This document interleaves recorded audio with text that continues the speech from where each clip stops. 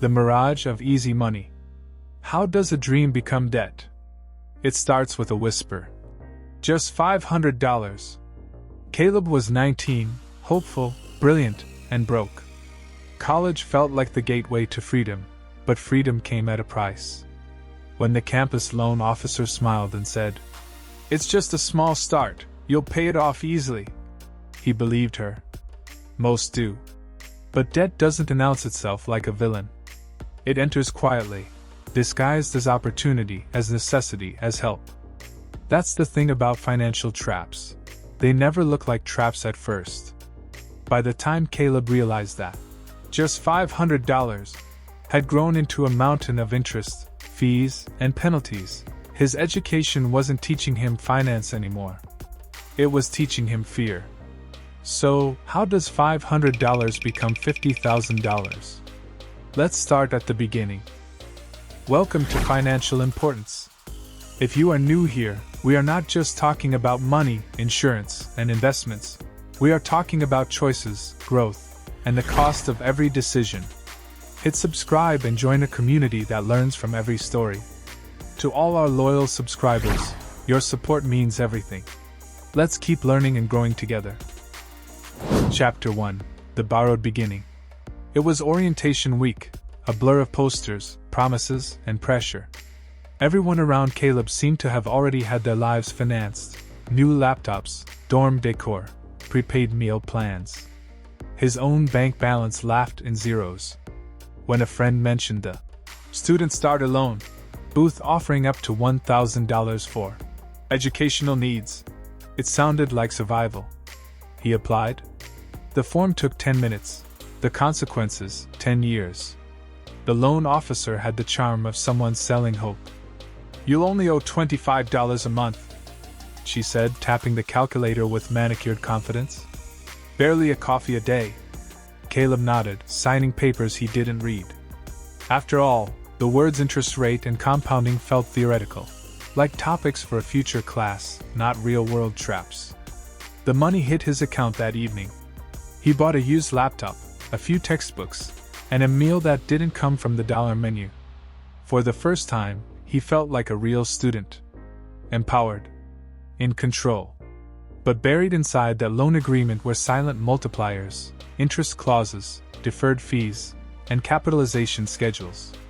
Each one was engineered to grow quietly, invisibly, while he focused on chasing grades. He didn't know it yet, but every grace period was a fuse waiting to burn. By semester's end, Caleb had already borrowed again, this time $1,000. To stay afloat. The spiral had begun. The loan company called it financial aid. Caleb would later call it the most expensive help he ever received. Chapter 2: The Debt Mirage. Debt, at first, feels like a soft pillow, comforting, supportive, almost kind, until it smothers you. By sophomore year, Caleb's $500 lifeline had multiplied into $6,000. He didn't remember borrowing that much, yet somehow, the math said otherwise. Deferred interest had woken up like a sleeping beast, and it was hungry.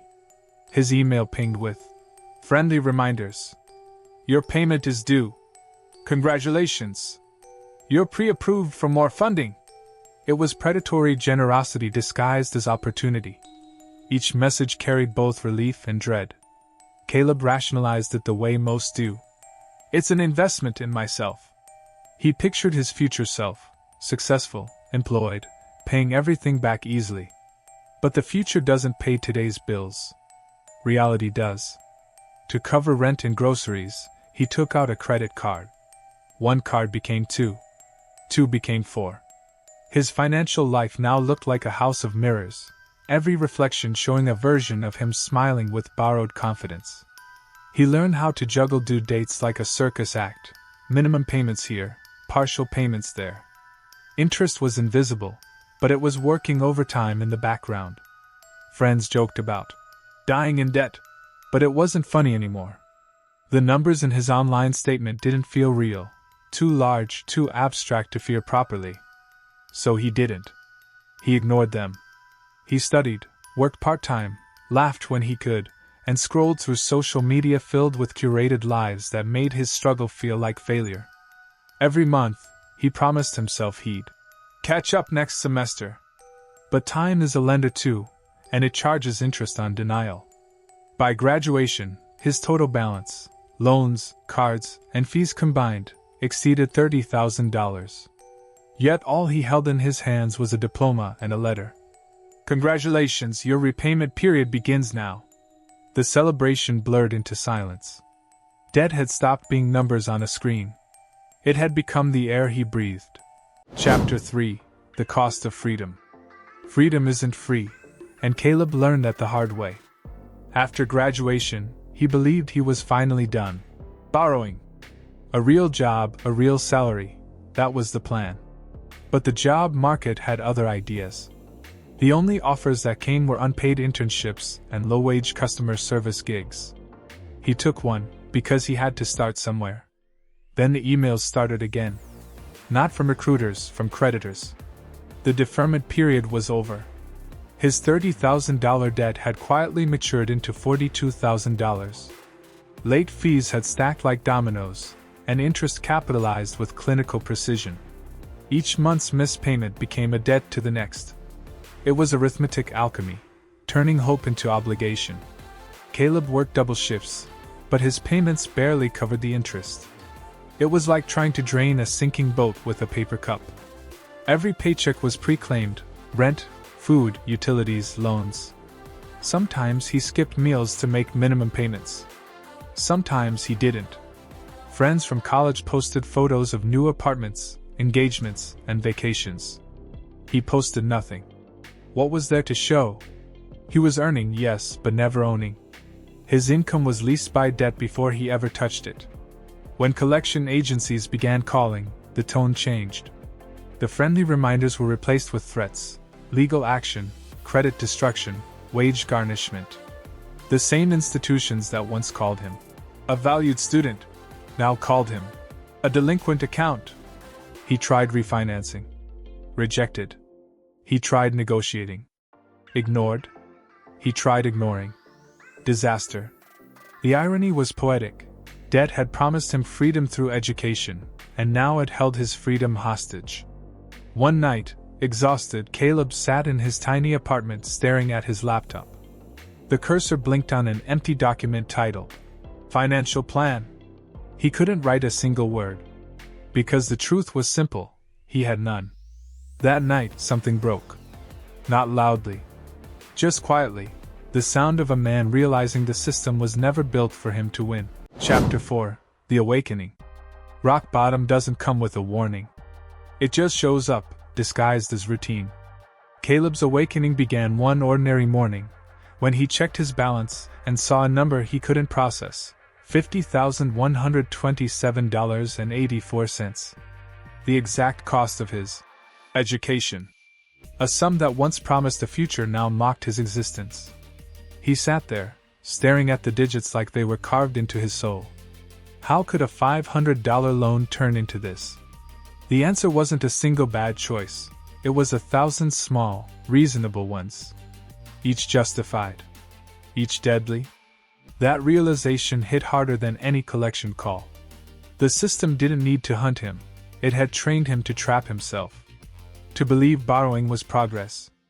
That good credit meant servitude disguised as trust. He stopped answering calls. He stopped pretending. Then, one night, he attended a small community meeting titled Debt Liberation Workshop. At first, he thought it was another scam. But the people there looked like him: tired, smart, defeated, defiant. They weren't dreamers anymore. They were survivors. They shared stories of loans gone wrong, of predatory fine print, of realizing too late that financial literacy was never truly taught, only sold. Something shifted in Caleb that night. Shame turned into anger. Anger into clarity. He started learning, really learning, about compound interest, credit systems, and the psychology of consumer debt. He saw the matrix for what it was: a profit machine that thrives on ignorance. For the first time in years, he didn't feel powerless. He wasn't debt-free yet, but he was aware. Awareness, he realized, was a form of wealth they could never repossess. He began documenting his story, not to complain, but to warn. The words poured out like confession and rebellion all at once. And that's how the student who took a $500 loan became a cautionary legend, not of failure, but of awakening. Because Caleb finally understood the truth. You can owe money, but you don't have to owe yourself. Chapter 5: Lessons Learned. Caleb's story isn't just about debt, it's about the psychology of dependency. The way society convinces us that financial struggle is a personal failure instead of a systemic design. He learned the hard way that debt isn't merely a number, it's an ecosystem, engineered to grow silently until it owns you. But knowledge, once gained, can't be repossessed. Here are the 7 lessons Caleb carried forward, and the ones we all need to remember before signing anything that promises help. 1. Easy money is the most expensive kind. If money comes easily, it's because the interest will come harder. Every dollar borrowed is a dollar rented, and rent always rises. 2. Interest is a silent predator. Compounding isn't just math, it's momentum. What starts as manageable becomes monstrous if you don't confront it early. Ignoring interest is like ignoring fire because it started small. 3. Financial literacy is self-defense.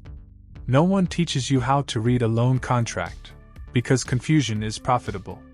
Learning about debt, credit, and interest isn't optional, it's armor. 4. Borrowing doesn't build freedom, ownership does. The system sells debt as opportunity, but true opportunity is ownership. If it can be taken from you, it's not freedom. 5. Shame keeps people broke. Debt thrives on silence. The moment you speak about it, to others, to yourself, you begin to break its psychological hold. 6. The system is rigged, but you can still play smarter. Financial institutions profit from your ignorance. Learn their rules, and suddenly their power weakens. The game doesn't change, but you do. 7. Awareness is wealth. Caleb didn't pay off $50,000 overnight, but he stopped being prey. He learned that wealth isn't just measured in money, but in clarity, control, and peace of mind. When you understand money, you stop being managed by it. When you question the system, you stop being swallowed by it. Caleb's debt may still exist on paper, but it no longer owns his story, because he reclaimed the one thing no lender could ever charge interest on: his awareness. You just watched a financial story from Financial Importance. If you found value in this story, please subscribe, like, and share the video. Also, feel free to leave a comment in the comment section about any financial mistakes you or someone you know has made. Thank you.